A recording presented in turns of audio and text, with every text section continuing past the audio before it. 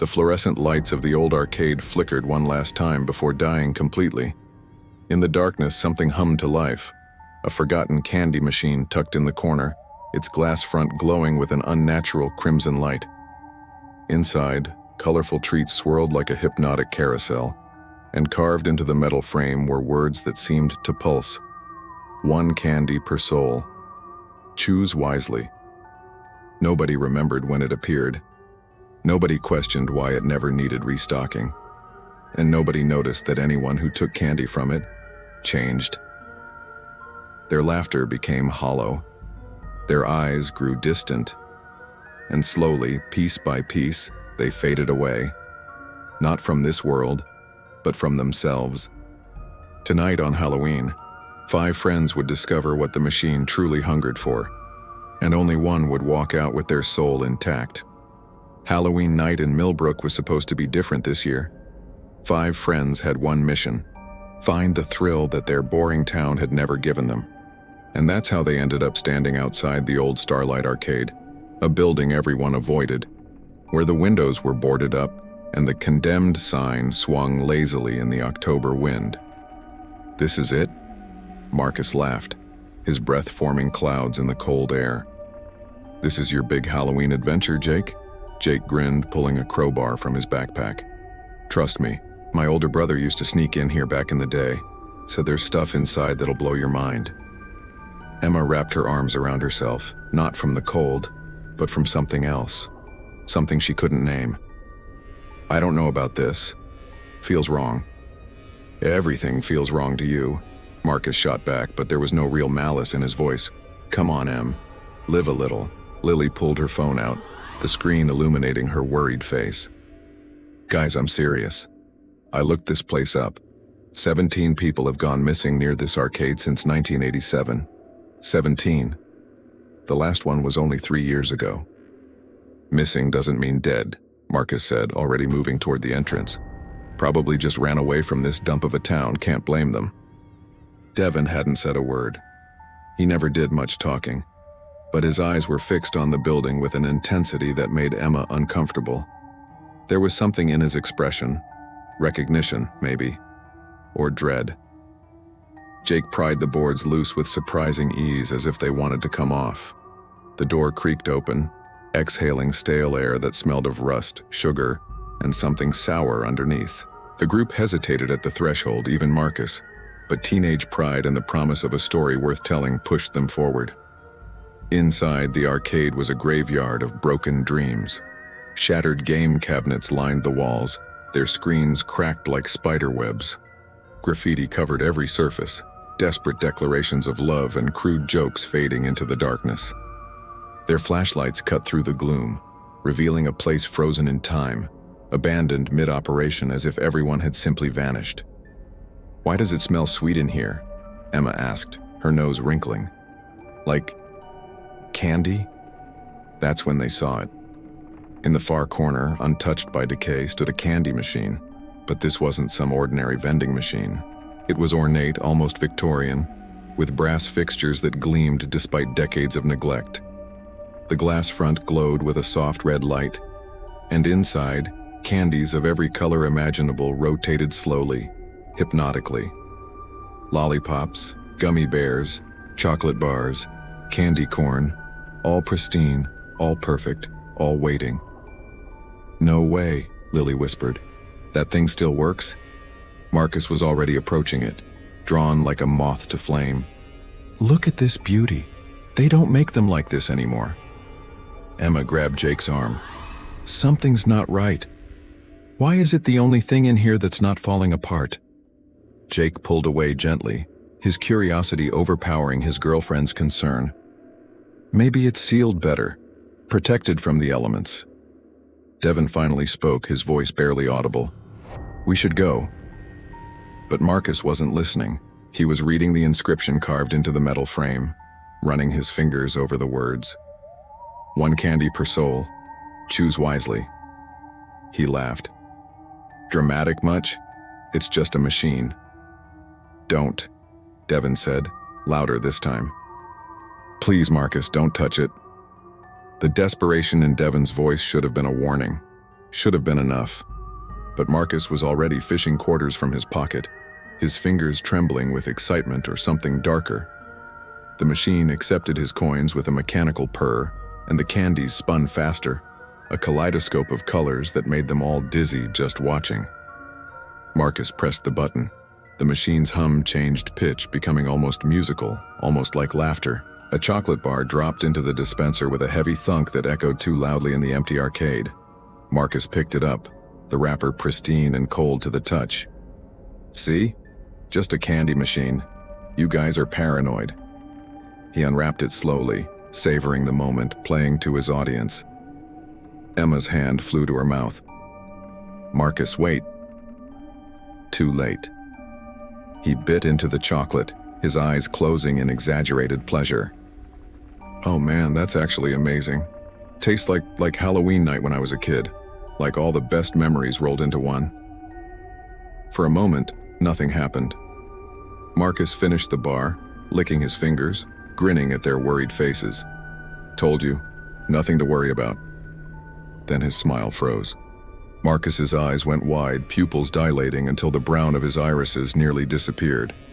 He staggered backward, his hand clutching his chest. Marcus! Jake rushed forward, catching his friend before he fell. What's wrong? Talk to me. I can see them, Marcus gasped, his voice cracking with terror. Oh God, Jake, I can see them all. They're inside the machine. They're screaming. They're reaching for me and they're so cold, so hungry. See what? There's nothing there. Jake shook him, but Marcus wasn't seeing the arcade anymore. He was seeing something else, somewhere none of them could follow. Emma's hands were shaking as she pulled out her phone. We need to call someone, an ambulance. He's having some kind of seizure or hallucination. No signal, Lily said, her voice hollow. I've got no signal, that's impossible. I had full bars outside. The machine's red glow intensified, casting long shadows that seemed to move independent of their light sources. The candies inside spun faster, a blur of colors that hurt to look at directly. And something else was happening, something that made Devin sink to his knees. Marcus's face was changing, not dramatically, not obviously, but in subtle ways that were somehow more terrifying. His skin grew paler, waxy. His eyes, when the pupils finally contracted, were duller somehow, as if a light inside him had dimmed. When he spoke again, his voice was flat, emotionless. It wants more, Marcus said. It's so hungry. It hasn't fed in 3 years, and it's so hungry. Snap out of it, Jake slapped Marcus across the face, desperate, angry, scared. This isn't funny anymore. But Marcus just smiled, a smile that didn't reach those dead eyes. 1 candy per soul. I chose poorly, but there are 4 more souls here. Enough to make it strong again, enough to open the door. Lily was crying now, backing toward the entrance. We need to leave, right now. We need to... The door slammed shut with a bang that shook the entire building. Every boarded window sealed itself tighter, wood groaning as nails drove themselves deeper into frames. The machine's hum became a song, ancient and hungry, and in that red glow they could almost see faces pressing against the glass from inside, mouths open in silent screams. Devin stood slowly, tears streaming down his face. I'm sorry. I should have told you, I should have warned you properly. But it doesn't matter now. It won't let us leave. Not until it's satisfied. What are you talking about? Emma demanded, her voice shrill with panic. What is this thing? Devin looked at the machine, then at his friends, and the guilt in his eyes was crushing. My grandfather disappeared from this arcade 37 years ago. He was the first. And before he vanished, he left a journal. He wrote about the machine, about what it really is. It's not a candy dispenser, it's a trap, a soul trap. And once you take candy from it, it owns part of you, and it won't stop until it has all of you. The silence that followed Devin's confession was suffocating. Jake released Marcus, who crumpled to the floor, laughing softly to himself while tracing invisible patterns in the dust. Emma couldn't breathe. Lily had stopped crying, shock freezing her tears on her cheeks. Your grandfather? Jake's voice was barely controlled rage. You knew about this thing and you let us come here anyway? I didn't know we'd come here. Devin shouted back, the most emotion any of them had ever heard from him. You think I planned this? I've had nightmares about this place my entire life. But when you said abandoned arcade, I hoped it was a different one. This town had 3 arcades back in the day. I gambled wrong. Emma grabbed Devin's shoulders, forcing him to look at her. If your grandfather left a journal, then he found a way to warn people. That means he escaped. That means there's a way out. What did the journal say? Devin's laugh was bitter, broken. He didn't escape.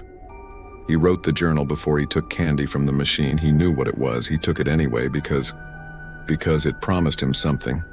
The machine doesn't just take souls. It offers you something first, a deal. Your deepest desire in exchange for feeding it. Marcus's hollow voice drifted up from the floor. It showed me my dad, alive again, smiling at me. Said I could have him back.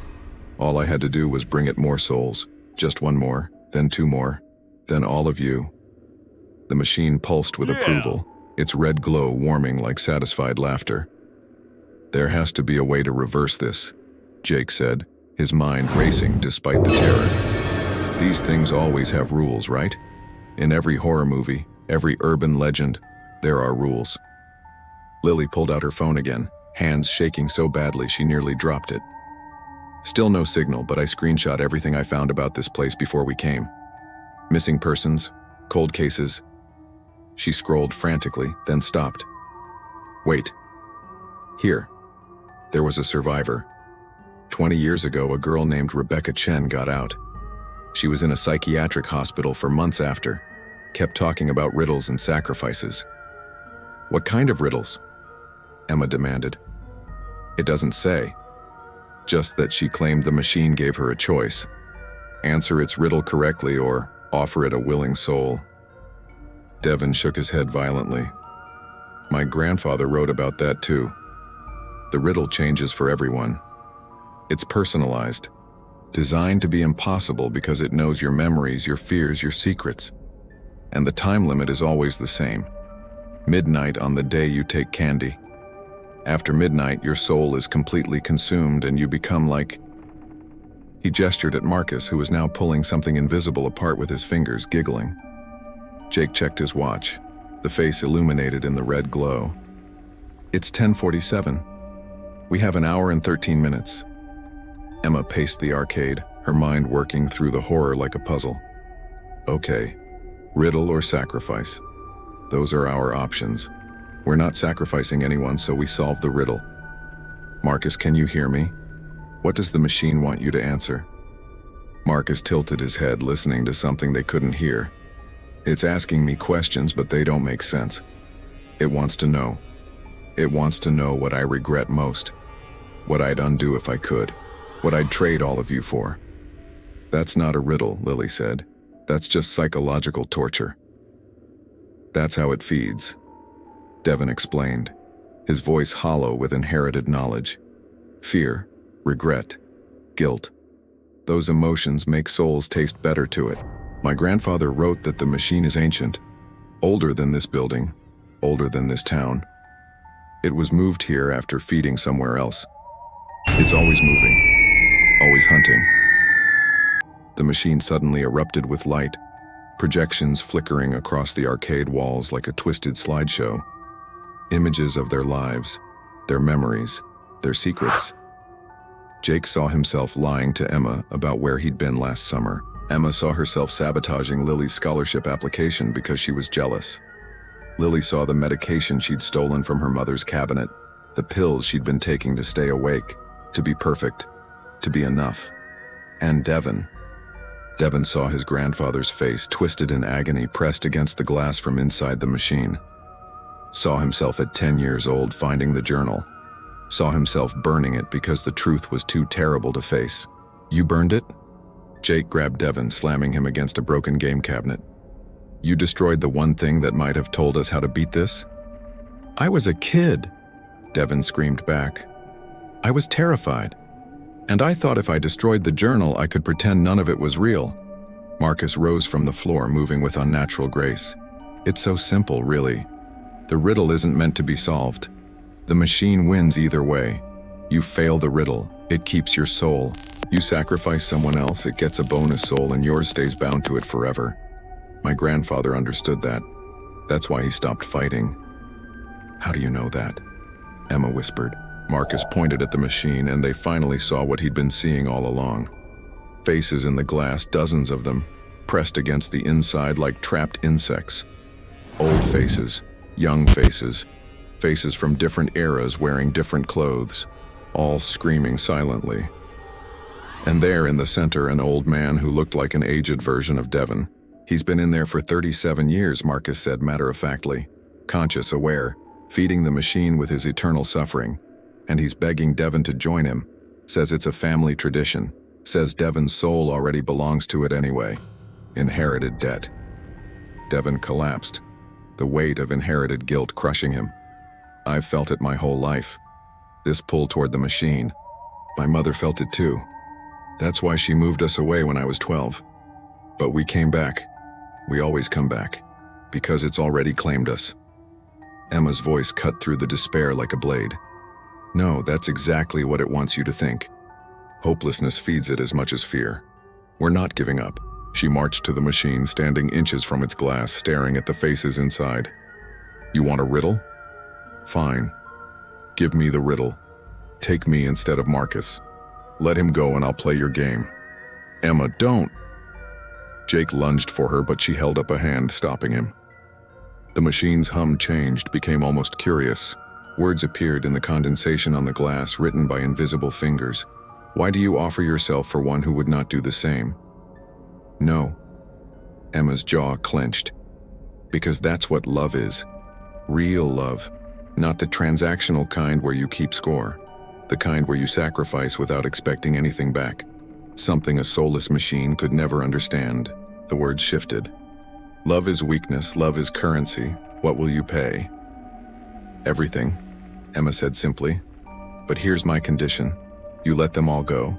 Marcus, Jake, Lily, Devon. You release Marcus's soul back to him, and you take only mine. Emma, no. Jake's voice broke. We'll find another way. But Emma wasn't listening. She was watching Marcus, seeing the war happening behind his fading eyes. The part of him still human was fighting, struggling against the machine's control. And in that struggle, she saw something the machine had missed. Marcus still has part of his soul left, she said. Otherwise, he couldn't fight. Which means your hold isn't complete. Which means you're not as powerful as you pretend to be. The machine's hum became a shriek, angry, defensive. The lights flickered violently. Devon suddenly grabbed Emma's hand. The journal. I remember something. The last thing my grandfather wrote. He said the machine has one weakness. It can only take souls that choose to engage with it, directly, willingly. But if someone takes the candy for another purpose, not for themselves, not for the deal, then the contract is void, Lily finished, her eyes widening. The machine's power comes from individual greed, individual desire. But if the transaction is selfless, Jake was already moving. He shoved his hand into the dispenser where Marcus's chocolate bar had fallen, reaching up, breaking every rule of common sense. His fingers found purchase on something inside, something that burned his skin. The machine screamed, a sound like metal tearing, like souls ripping apart. Jake, what are you doing? Emma screamed. Something stupid. He pulled harder, and his hand emerged holding not candy but something else. A key, old, brass, covered in symbols that hurt to look at directly. Devon, your grandfather, he left this inside, a way to free them. The key pulled him toward a panel on the machine's side that none of them had noticed before. He inserted the key, turned it, and the machine's scream became deafening. The glass front shattered outward, but instead of candy, souls poured out like smoke, like light, like butterflies made of memory. Marcus gasped, color flooding back into his face. I can't see them anymore, they're gone, the voices are gone. The souls swirled around Devon, and among them, his grandfather's face appeared, no longer agonized but peaceful, grateful, finally free. He smiled at his grandson, then dissipated into the night air like mist. The machine was dying, corroding before their eyes, rust spreading like cancer. The red light flickered, dimmed, died. And carved into the metal, new words appeared.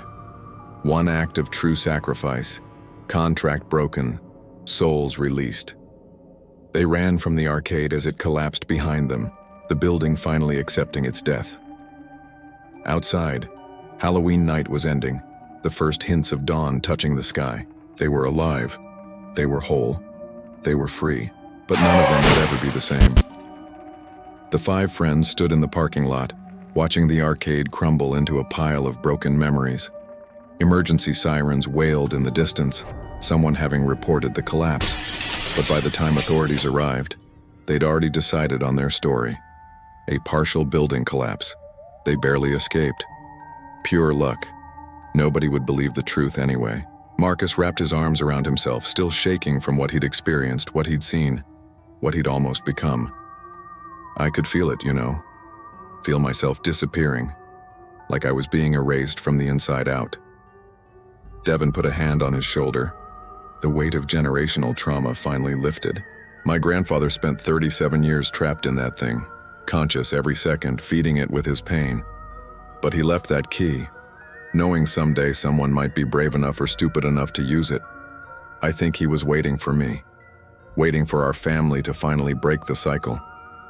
Emma and Jake stood close, hands intertwined.